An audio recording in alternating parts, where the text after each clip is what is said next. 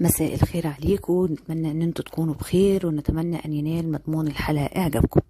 في البداية احب انوه واكد ان اي ظاهرة بنعرضها بنعمل بس تسليط الضوء عليها وبنوضحها بدون توجيه اساءة او نقد، وبنسيب ليكم القرار.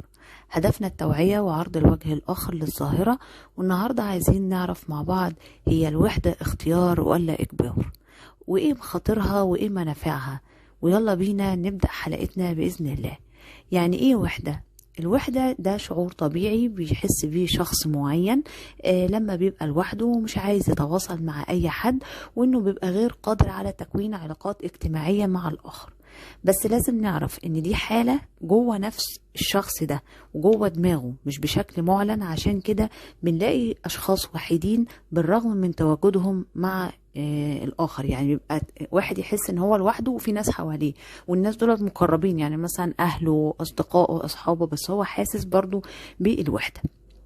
وكمان بيشعر الشخص ده ان هو عنده احساس الوحدة بالانطواء عن الاخرين. ومش بس كده، كمان ده كمان ممكن الشخص ده بيبقى في علاقة زواج وعلاقات مختلفة مع الاهل او الاصدقاء، وله حياة مهنية وعملية ناجحة، بس هو حاسس من جواه بالوحدة، وبيبقى حاسس بألم اجتماعي ونفسي داخلي وبيكتم كل ده جواه. طب هي الوحدة بتختلف عن العزلة؟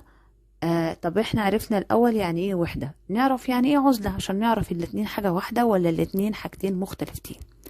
العزلة دي بتتعرف، او يعني عشان نفرق ما بينها وبين الوحدة، ان العزلة دي الشخص بيقلل التفاعل والاختلاط مع الناس، وبيعمل كده لإعادة حساباته من وقت لآخر على جميع المستويات. يعني الواحد بياخد بريك كده مع نفسه عشان يعيد حساباته ويقيم حياته ويحدد الأهداف بتاعة المستقبل، ويشوف هو حقق ايه من الخطة بتاعة حياته اللي هو حاططها.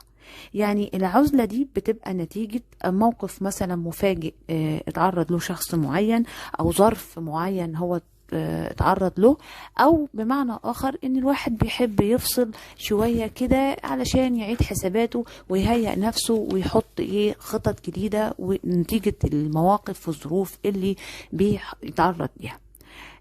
والشخص ده اللي بيعزل نفسه عن الناس فترة معينة، مش طول العمر، ومش بيبقى حاسس جواه ان هو وحيد. طبعا كده يبقى في فرق كبير ما بين كلمة الوحدة أو شعور الوحدة كشعور مستمر، وما بين العزلة كشعور مؤقت. طب هي الوحدة ليها أنواع ولا هي نوع واحد؟ الوحدة بيبقى ليها أنواع ومستويات كمان، وفي منها مستويات بتسبب المرض النفسي الخطير اللي بيحتاج للعلاج الطبي، لأن لو اتساب ممكن يوصل لمرحلة الانتحار. طب ايه هي انواع الوحدة؟ تعالوا نعرف مع بعض. في وحدة الوضع الجديد، ودي يعني نظام الوحدة ده او شعور الوحدة ده لما تتغير ظروفك، زي مثلا ناس بتتنقل من مكان لمكان في السكن، اشترى بيت جديد، بيبقى يعني مش واخد على المكان قوي، مش واخد على الجيران، محدش عارفه. نفس الشعور لما بتتنقل من وظيفة لوظيفة، من مدرسة لمدرسة، الكلية لكلية. وطبعا ده بيبقى شوية وقت، وبعد كده بيحصل اعتياد على الوضع، وبنكون صداقات وعلاقات جديدة في الوسط اللي احنا اتنقلنا له الجديد. في الوحدة وسط الناس، ودي بيبقى حوالينا ناس كتير وفي مشاعر طيبة، بس بنشعر بالوحدة لعدم تأقلمنا مع المحيط الاجتماعي، وده بيبقى نتيجة اختلاف في الميول والأفكار والاهتمامات والأخلاق. عشان كده الشخص اللي بيحس بشعور الوحدة عن باقي كل اللي حواليه، بالعلم ان هو في وسط ناس. في الوحدة بعد الانفصال، ودي بتبقى في العلاقات العاطفية والزوجية، وبرضه ما بين الأصدقاء، أو بموت أو وفاة حد من يعني أفراد الأسرة، أو حد قريب منك جدا. وده بيبقى شعور قوي وحزين بيصعب تجاهله من الشخص اللي بيتعرض للموقف ده. وده من أصعب أنواع الوحدة، لأنه بيحتاج مجهود كبير جدا للخروج من نوع الوحدة دي. في وحدة وسائل التواصل الاجتماعي، السوشيال ميديا. طبعا انتم مستغربين ازاي ده السوشيال ميديا فاتحة العالم على بعضه. لا، هي في وحدة اسمها وحدة وسائل التواصل الاجتماعي، لان هي بتعزلك جوه عالم انت بتصنعه في خيالك، انت بس من ورا شاشة بتاع التليفون او اللاب.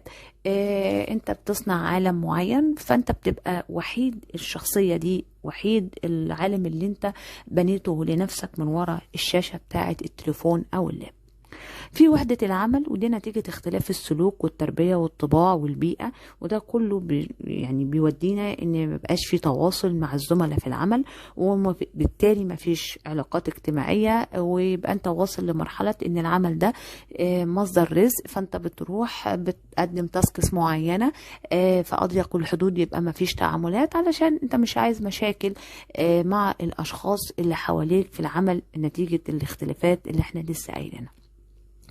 في وحدة داخل العلاقة العاطفية، ودي بقى بتبقى انت اوريدي في علاقة عاطفية مع شريك، بس شريكك ده مش بيبذل مجهود عشان يتواصل معاك، يعني من الاخر وجوده زي عدمه بالنسبة ليك، فبالتالي انت بتحس بالوحدة. هو انا مرتبط فعليا يعني كده، اما عمليا لا، انا لوحدي، انا ما فيش حد بيشاركني المشاعر اللي انا عايز اعيشها، الاحلام اللي انا عايز اعيشها، مش بلاقيه جنبي في المواقف الصعبة، مش بلاقيه جنبي يسندني، مش بلاقيه جنبي افضفض معاه لما ابقى مخنوق، مش بلاقيه جنبي يحتويني، فوجوده زي عدم. طب ليه بنشعر بالوحدة؟ يعني ايه هي اسباب ان احنا نشعر الوحدة؟ اول حاجة طبعا احنا يعني جمعين ده من تجارب مختلفة، يعني عملنا لقاءات مع اشخاص بالفعل بيعانوا مع شعور الوحدة، وقالوا تجربتهم، بجانب ان احنا لجأنا برضو للابحاث بتاعة علم النفس. لقينا ان اسباب ان احنا نشعر بالوحده بكل انواعها بقى المختلفه اللي احنا لسه قايلينها، ان الشخص اللي بيعاني من الوحده ده بيبقى تعرض لاساءه او رفض او تنمر من الاخر، بحيث ان ده اثر على حالته النفسيه وحقق له او سبب له اضطرابات نفسيه جواه. كمان عدم القدرة على التكيف مع المحيطين اللي حوالينا من حيث الفكر والمبادئ والأخلاق، ووجود مشاكل مالية.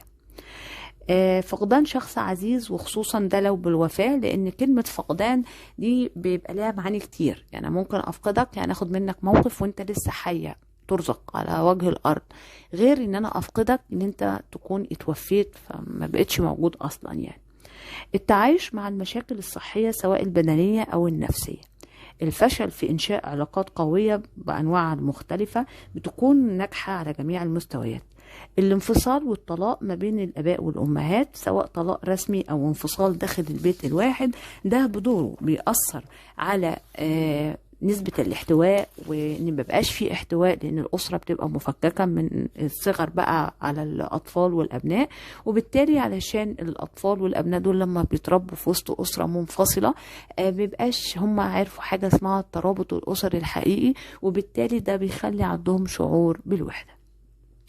طب هي الوحدة ليها أعراض؟ طبعا ليها أعراض بسيطة وشديدة.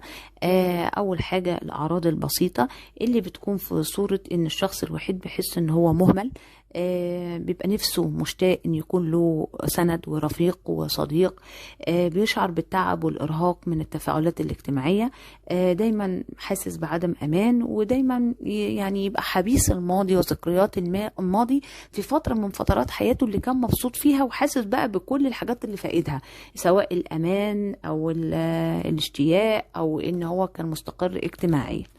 طيب الأعراض بقى الشديدة، ده بيحصل بقى فيها انخفاض للطاقة النفسية تماما للشخص الوحيد، وكمان بيبقى بيلاقي فيه صعوبة في النوم وأرق، أو بينام وقت طويل عشان يهرب من شعور الوحدة. كمان بينسحب ومبقاش يبقى عايز يحضر اي مناسبات اجتماعية، وعلشان هو بيبقى حاسس ان هو مرفوض في وسط الاجتماعات ديت والمناسبات الاجتماعية. كمان بيصرف يعني فلوس كتير غير مبررة لشراء أشياء غير ضرورية بدافع الملل أو علشان يملى فراغه. بيفقد الشهية وشعور بجنون العظمة، يعني بيوصل بقى لمرحلة إن هو شايف نفسه حاجة جامدة جدا، وإن هو يعني مختلف عن الباقيين، فعشان كده هو بقى وحيد لأن هو مش لاقي اللي يعني يتكيف معاه ويتعامل معاه. طيب هو ايه الوجه الخفي لظاهرة الوحدة؟ هنتفاجئ ان الوحدة ليها وجه ايجابي قبل ما نقول السلبي. طب ايه الوجه الايجابي للوحدة؟ اول حاجة الوحدة الوجه الايجابي بتاعها انها بتساعد على خروج افكار ابداعية لما بيكون الواحد لوحده، عشان كمان بيعمل شحن للفراغ اللي بالعقل، وكمان بتعمل الوحدة تصفية للذهن لإعادة التوازن، وده نوع من الوحدة بيبقى غير مرضي. يعني الوحدة ليها وجه إيجابي ده لو هي وحدة غير مرضية، لأن بتدي الفرصة إن الواحد بعيد عن كل الناس بس بيفكر بره البوكس يعني، وأفكار بتبقى جامدة جدا. كمان بيعمل تصفية للذهن وبيشحن الفراغ اللي بالعقل عنده. طب ايه الوجه بقى الخفي او الجانب السيء بتاع الوحدة؟ وجهها السلبي انها بتسبب الوحدة المرضية اللي بتبقى في صورة كسل وخمول عام للإنسان الوحيد، نتيجة طبعا ان هو بيبتعد عن الناس. كمان الوحدة المرضية بتعمل تأثير سلبي قوي على الصحة العقلية، نتيجة الألم العاطفي والجسدي المتكون نتيجة الوحدة جواه، وهو عمال يكتم جواه. ولما بتطول مدة الوحدة اللي بيتعرض ليها الشخص ده بيتقلب من بقى ألم عاطفي وتأثير على الصحة العقلية إلى حدوث اكتئاب، اللي ممكن توصل للانتحار والإدمان للمخدرات، للهروب من الواقع عشان يعمل له عالم مزيف يعيش هو جواه. طب ازاي نتغلب على الشعور بالوحدة ونتعامل معاها بأسلوب إيجابي عشان ما نوصلش لمراحل الوجه السلبي اللي احنا لسه قايلين عليه بكل مخاطره؟ أول حاجة لازم ان احنا نتعامل ان الشخص اللي بيمر بالوحدة ده لازم نخليه يعترف بكل المشاعر اللي جواه لنفسه في المقام الأول. يعني ما يهربش، أنا وحيد وأنا حاسس بجوايا بألم، محتاج حد يبقى جنبي، انا بشتاق ان ابقى في وسط ناس تبقى شبهي، محتاج حد يبقى بيحتويني، محتاج حد افضفض معاه. انا كشخص وحيد على الاقل لازم اواجه نفسي بنفسي بالشعور اللي جوايا ده، ما استكبرش، ما كبرش، وما اقولش لا انا مش محتاج حد، لا، اقول لنفسي انا محتاج ايه. الشخص اللي بيمر بالوحدة لازم يملى وقت فراغه عشان ما يحسش بقى بوقت وحدة طويل، عن طريق ان هو بيمارس انشطة مختلفة عن النظام الطبيعي الستايل بتاع حياته. مثلا لو ما كانش يقرأ، بيسمع موسيقى، يرسم، يعني يعمل حاجة جديدة مختلفة عن الستايل لايف بتاع حياته اللي هو متعود عليه، علشان يملى وقت الفراغ وما يحسش ان هو وحيد. كمان لازم الشخص اللي بيمر بالوحدة يمارس الرياضة، ومش لازم يروح جيم، لا، يعني يمارس الرياضة ان هو يمشي حتى على الأقل عشان يحسن من المزاج بتاعه وكمان التفكير بتاعه ويطلع الطاقة السلبية اللي جواه. الشخص الوحيد ممكن يمتلك حيوان أليف، يعني يشتري قطة، كلب، بيعتني بيه عشان يحس بالمسؤولية ان في حد في حياته محتاج له، يعني كائن حي، عصافير بقى، سمك، حسب الشخص ده بيحب ايه ويعرف يتعامل مع ايه، بس لازم نحسسه ان هو عنده مسؤولية تجاه شخص او اتجاه كائن حي اخر. يعني لازم يقتل الوحدة ويقللها بجزء من الواقع اللي بنعيشه، عشان مش يتعرض لمشكلة يتعرض ليها فيتقبلها بقى. يعني انا وحيد بس انا لازم اتقبل ده، يعني مش احسس نفسي انها دي اخر المطاف. يعني يبدأ يتعرف على أشخاص جديدة وبيكون علاقات صداقة من الأول مهما يكون سنه، مش يقول لا أنا كبرت خلاص وأنا لسه هبدأ تاني أعمل علاقات جديدة، لا، اعمل علاقات. الإنسان طول ما هو عايش طول وكل فترة عمرية بيبقى ليها جمالها، وبيبقى محتاج ليها شخصيات معينة في حياتنا على جميع مستوى العلاقات، الصداقة، الصحوبية، الزواج لو هو مش متجوز. واخيرا لو بقى الدنيا يعني باظت معاه تماما او معاها، احنا طبعا الوحده دي على فكره ده شعور مشترك سواء راجل او ست، بس طبعا الراجل بصعوبه يعني بيتكلم في الموضوع دوت، لان هو بيحس ان الموضوع ده ممكن يقلل منه شويه، عكس الست بتعبر عنه. بس الاتنين بيمروا بنفس المراحل اللي احنا لسه بنتكلم فيها وبنفس الشعور والالم سواء النفسي او الجسدي. اخر حاجه بقى، لازم لو فشل في كل دوت او ما اقتنعش باي حاجه من اللي احنا لسه قايلينها، بيطلب الدعم النفسي مع الطبيب النفسي المختص. وده طبعا بقى نتيجه انه بيوصل للحالات القويه للوحده اللي بتؤثر على الحاله النفسيه والعقليه، بتؤدي الى الاكتئاب، وبالتالي ممكن ادمان مخدرات اللي بتنتهي بالانتحار، علشان يقلل ويعالج من الضرر النفسي والعصبي للشعور السيء بالوحده. طب احنا كده بعد كل اللي عرضناه في حلقتنا النهاردة هنعرف نرد على يا ترى الوحدة اختيار ام اجبار؟ قبل ما تردوا انا عايزاكم بس يعني وتشاركونا في الكومنت برأيكم. عايزين الفت نظركم ان في حالة من الوحدة بتبقى اجبارية بمعنى الكلمة، يعني بتبقى قضاء وقدر وامر الله، يعني ما ده بقى مش هينفع ان احنا نتكلم فيه او نعترض عليه لان ده قضاء الله. ايه هي الحالة ديت؟ في بعض الاشخاص بيبقى والدهم يعني ابوهم وامهم، الاب والام توفوا، سايبين الشخص ده لوحده، سواء هو كان وحيد يعني ملوش اخوات، او له اخوات بس كل واحد له حياته، متجوز ومخلف ومنشغل في الحياة، بجانب ان ممكن يكون قرايبه يعني اخواله او عمامه قليلين او مش مهتمين ان يسألوا عليه. الشخص في الحالة ديت سواء راجل او ست حاول ان هو يكون اسرة ويرتبط، بس ما لقاش الشخص المناسب، وما ينفعش ان هو يرتبط باي حد لمجرد ان هو وحيد، لان هو كده هيدخل في مشاكل اكبر وهيأثر عليه نفسيا اكبر، فبالتالي هو بقى لوحده، يعني ما عندوش بقى اي اوبشنز تاني، لان ده قضاء ربنا، ربنا ما يسرلوش الشخص اللي ممكن يكمل معاه حياته. وبرضه بيبقى الشخص ده ممكن يكون اتخذل من اقرب الناس والاصدقاء نتيجة المواقف بقى اللي احنا لسه حكيناها، لان طبعا احنا عارفين ان معدن الانسان بيبان في المواقف الصعبة وفي الحزن مش في الفرح. فبيبقى الوحدة في الحالة دي امر واقعي، يعني ما فيش فرار منه، والشخص اللي بيبقى في الحالة دي يعني بيبقى ما عندوش غير ان هو يتقبل الوحدة، يتكيف معاها، بيحاول ان هو يعيد حياته تاني على ظروف الوحدة دي. ففي الحالة دي الوحدة بتبقى إجبار، لأن دي قضاء من عند ربنا.